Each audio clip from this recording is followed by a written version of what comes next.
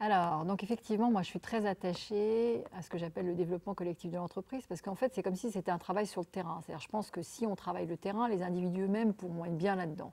Et qu'après, si le projet ne leur correspond plus, bah, même s'ils partent, ils partiront dans de bonnes conditions, j'entends bonnes conditions psychologiques et humaines d'accompagnement. Donc ça, pour moi, c'est très important.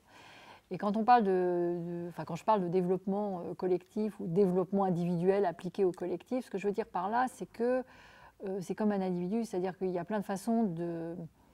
Enfin, c'est par plusieurs biais qu'on va réussir ça. C'est-à-dire, d'une part, on peut, j'allais dire comme un psy, d'une certaine manière, faire verbaliser aux gens ce qu'ils ressentent et ce qui se passe et ce qui se passe dans l'entreprise, on va dire l'analyser comme ferait chez un psy. On peut libérer les énergies, je parle beaucoup de libérer les énergies et de libérer la pulsion de vie, ça c'est un travail, on va dire, d'énergéticien. On peut calmer le collectif un peu comme un sophrologue, enfin, et puis travailler sur les points durs comme le ferait un ostéopathe. Et c'est-à-dire que je ne crois pas à la solution unique. D'abord, je ne crois pas de manière générale à la réponse unique. Je pense que les choses sont toujours beaucoup plus complexes que ça. Et je pense qu'on est doux avec un collectif comme on est doux avec quelqu'un parce qu'on y va, j'allais dire, on y va sur plusieurs côtés en même temps.